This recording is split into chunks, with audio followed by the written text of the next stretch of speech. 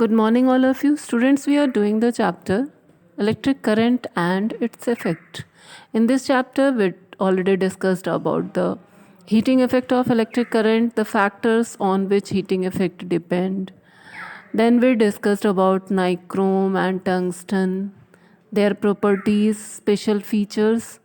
We discussed the advantages and disadvantages of heating effect, and then we discuss the use of electric fuse in all the circuits. Now today I'm going to start explaining the magnetic effect of current. All of you know what are the properties of a bar magnet and how can we make a magnet. You have already studied all these things. You know that the bar magnet has some special property, that is attractive property, that means they attract the magnetic material. They have directive property, that means they always remain in north south direction. Then like poles of the bar magnets always repel each other, and unlike poles attract each other. Then even a very small part of a bar magnet always have two poles. All these properties of bar magnets you already studied in previous classes. Now, is there any relationship between electricity and magnetism?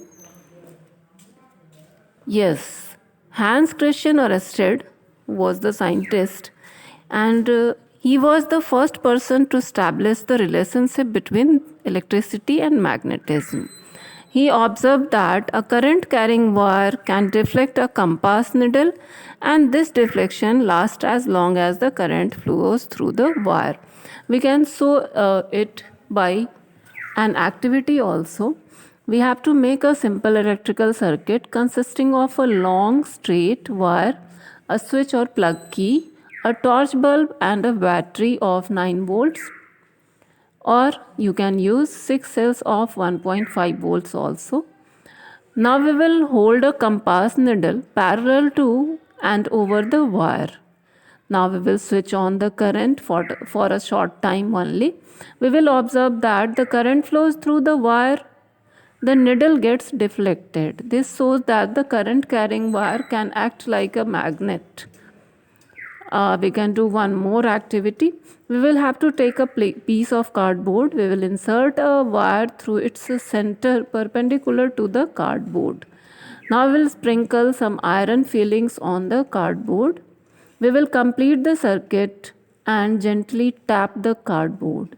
We will observe that the iron fillings get rearranged in circles centered in the wire. This shows that a current carrying wire can affect the iron fillings, and hence the current carrying wire produces a magnetic effect.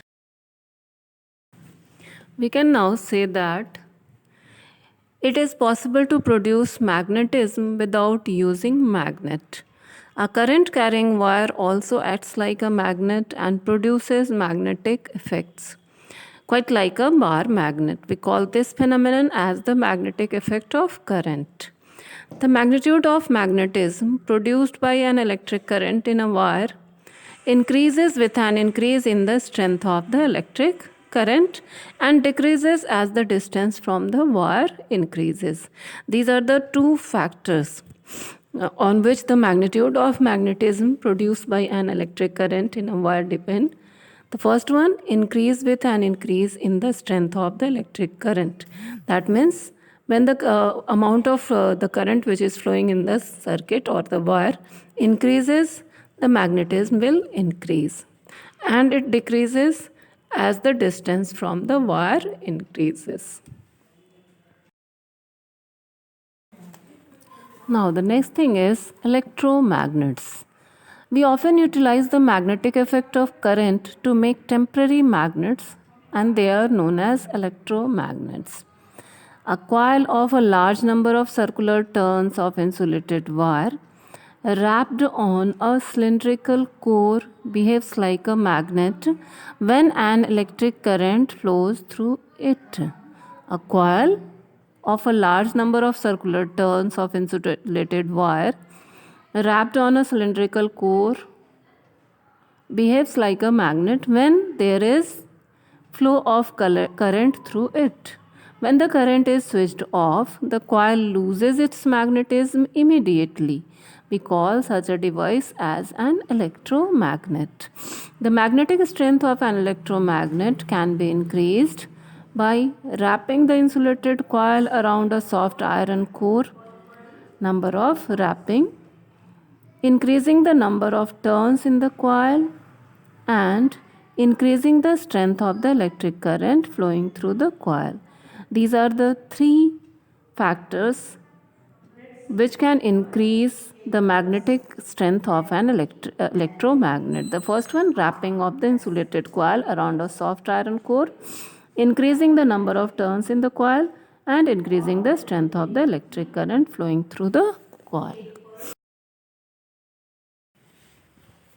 Now we will discuss how to make an electromagnet and to study the factors on which its strength depends. For that, we will wrap about 30 to 40 turns of a coil of insulated copper wire around a large iron nail. We will remove a little bit of insulation from the wire at its both ends. Now we will connect these ends to two terminals of a cell or a battery through a bulb. Now we will bring the pointed end of the nail near some iron pins or clips. We will observe that the pins or clips get attracted towards the pointed part of the nail. We will count the number of clips or pins. As we switch off the current, the clips and pins fall down. We will repeat the above step by increasing the number of turns of coil. Again, we will count the number of clips or pins picked up by the electromagnet. We will try to observe that what are the relation between the numbers of turns of coils and number of paper clips picked up by the electromagnet.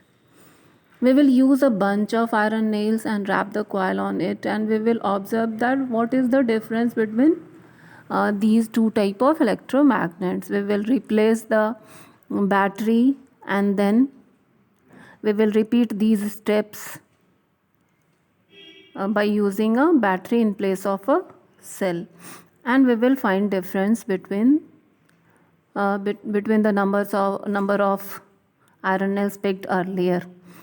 So in this way we can make an electromagnet and we can study about the factors on which its strength depend. So student, we will discuss practical uses of electromagnet and electric bell in the next class. So that's all for today. Thank you. Have a nice day.